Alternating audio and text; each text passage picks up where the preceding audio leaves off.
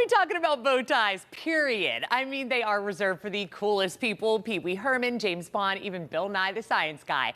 A couple fun facts. Bow ties originated from 17th century soldiers in Croatia who used scarves to hold their shirts closed. Before it became a sign of sophistication, it was once a symbol of intelligence, reserved for occupations like professors, architects, and scientists.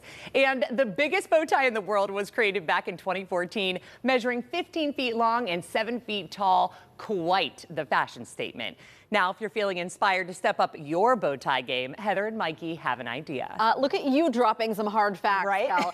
It's National Bow Tie Day, and we are so lucky to have a local business that makes some of the snazziest neckwear in town. Yeah, we are joined by the owner of Knotzland, Nisha Blackwell, who has brought along so many of her beautiful creations. Now, here's the question. Are bow ties coming back in style? I kind of feel like they've never gone out of style. So I think before I got into the bow tie business, I would hear often how they went in and out and in and out.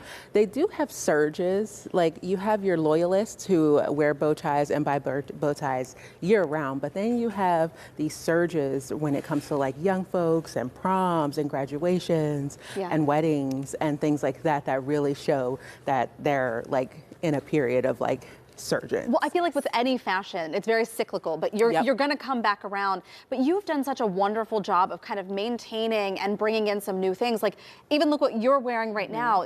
Your bow tie is beautiful, but you've elevated it so that it can be women's fashion. I think so many of us think it's just men's fashion. It's really gorgeous. Beautiful. So what did you bring? So I brought a couple pieces from our showroom today, really to showcase just the evolution of the bow tie, especially in Knotzland.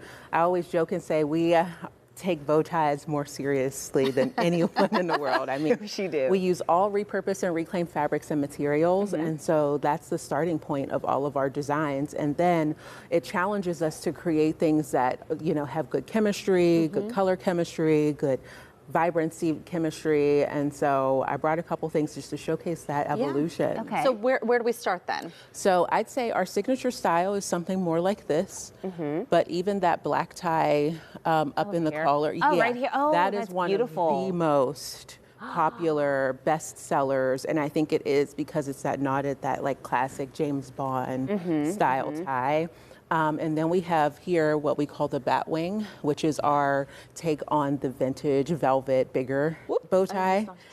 This is so neat because you've added this kind of metal accent to it. Yeah, and everything in Knotzland, I always say everything in Knotzland has come from our customers. Like, we've had people say, hey, can you add tips or can you add charms and things to our ties? And they have become like this like sort of addition over the years. And so now you see the brooches, as you can see on this tie up here.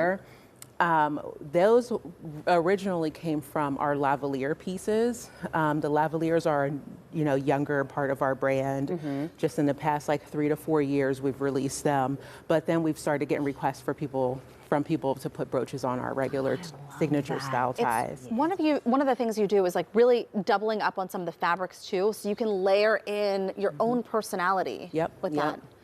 Okay, and so you've been in 10 years. 10 years. 10 years you've been in business. Yeah, 10 years. How do you feel in seeing your business grow and shape men's fashion wear in the city? So it's very surreal, and we've gone through so many cycles and so much growth over the past 10 years that, you know, when I started, it was a lot of explaining like, oh, this is a bow tie, this is how you wear it, and this, but now you see so many more people into like fashion and expression, and that's just exhilarating for me because it helps me continue to grow, especially weddings. I'd say our niche area in the wedding market, having an opportunity for the person on the other side, be it a groom or someone who doesn't identify with a specific gender, we literally accommodate a totally different side, and we bring them into the design process to help design their own bow ties.